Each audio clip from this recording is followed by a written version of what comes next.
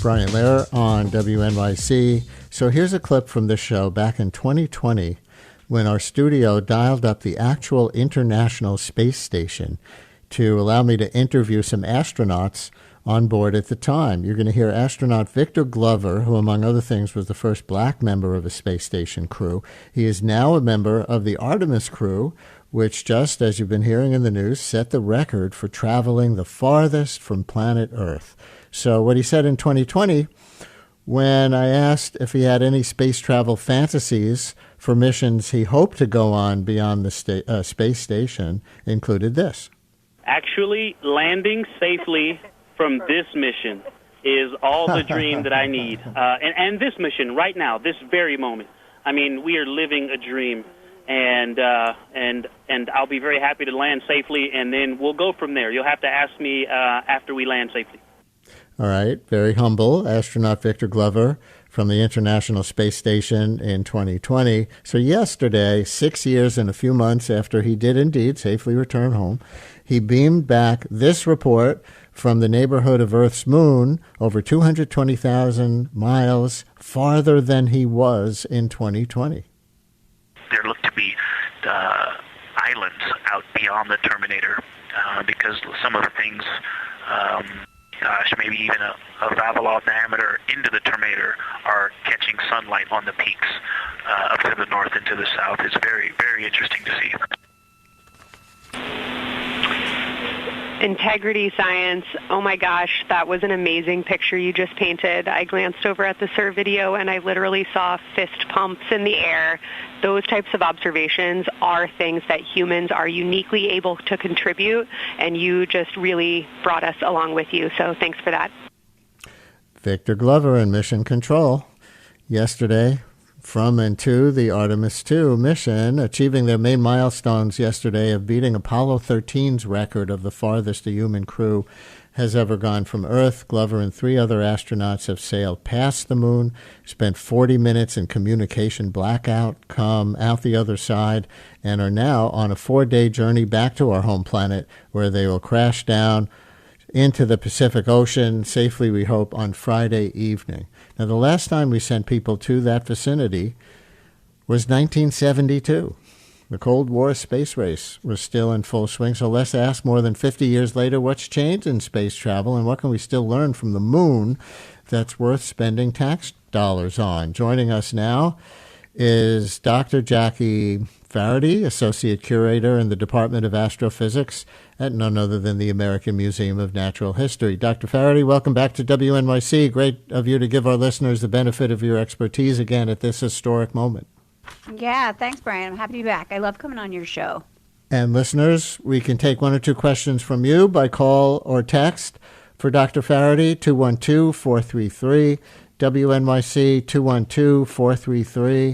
212-433-9692. Why'd they go back now? And why did it take more than 50 years? That's the $1 million, billion-dollar question right now. You could ask why we went in the first place. So why did the Apollo mission happen? And largely, there was a lot of competition at that time. There was a Cold War happening, and we were in a race with the Soviet Union. You could say that dissipated in the late 60s and the 70s. And so 1972, with Apollo 17, we had won the space race, landed on the moon, and we were doing missions. But we've had this pause, and competition is back. The U.S. is in this race now with China. China is really interested in setting up a lunar base, and they have had a number of milestone accomplishments over the past couple years. They famously had a return mission to the far side of the moon. And they're really in it to win it, to get people there. And so the U.S. is back. So NASA is back in it. And that's the secret sauce right now as to why Artemis is propelled as much as it is. Competition is really a driver for space travel. What are we competing with China for? What do we get if we're first or best? I think that there's advantages to having that location on the moon. And so some of it, look, I'm not the politician here. You can get people that talk about defense on here, but you do have a certain position when you're in space to have a permanent human presence there. Can set you up strategically for certain things. So that in itself is a competition. There's also a technology competition that's going on. Who's the best out there? And that's not something to shy away from, at least as far as aeronautics is concerned. And it has always driven us to trying NASA to be the best that there is out there. People who are old enough to remember the old 1960s, 1970s missions might have the sense of astronaut food as, powder in a packet, and you have to somehow add a little water in your space capsule to make it edible at all. But take a listen to what was on the menu for yesterday's midday meal right before they entered communications blackout. We have vegetarian chili, salmon croquettes, chicken with peanut sauce, sweet and savory kale, pickled beets, chocolate pudding, barbecued beef brisket, spaghetti and meat sauce, Italian vegetables, butternut squash, candy-coated chocolates, and maybe even a little bit of coffee. No wonder the toilet malfunctioned, but that's another topic. But is that an indication of something serious, like it's become more comfortable to be an astronaut, but it's also therefore become more complicated to get a mission off the ground? I mean, I think that it's definitely become more comfortable. You can just hear it. There's been an enormous presence in space since the 70s. It just hasn't gone the distance that Artemis just went. We've just been doing everything in low Earth orbit. The other thing, Brian, which I think everybody should be paying attention to, is it's not just the space agencies that are involved now. There's private companies that want to be involved in this. Jeff Bezos has a company, Blue Origin. Elon Musk famously has SpaceX. Richard Branson has Virgin Galactic. And they've got their own desire to be a part of this. And so the level of comfort, the level of kind of technology advancement is happening faster and faster, not just because of the political thing I just told you about, but also because of the private industry that's coming in here. So I think this is a really good time to watch what's happening in the space race, because so much is unfolding quickly with lots of players that are interested. Maeve in Brooklyn, you're on WNYC with Dr. Faherty from the Museum of Natural History. Hi, Maeve. Hi, thank you so much. I'm a big fan of you both.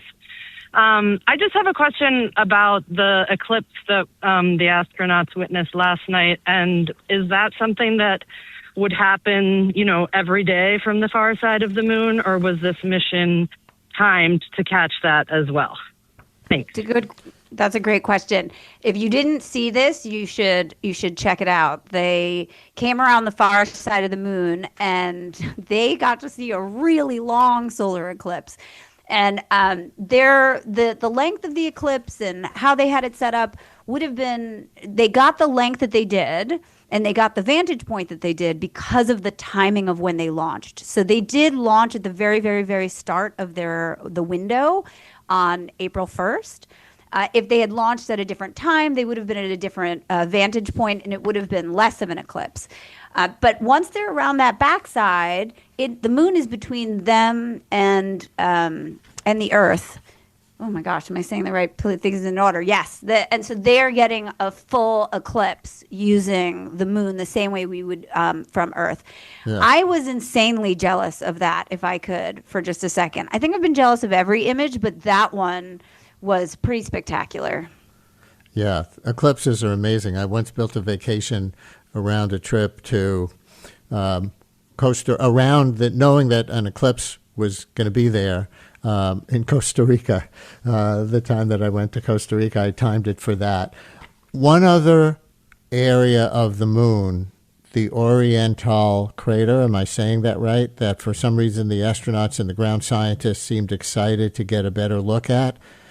What's that, and what's its promise? Yeah, well, so it's one of the mare on the moon. So that Mare Orientale, it's actually right at the terminator between what's called the near side and the far side of the moon. So we only see the near side.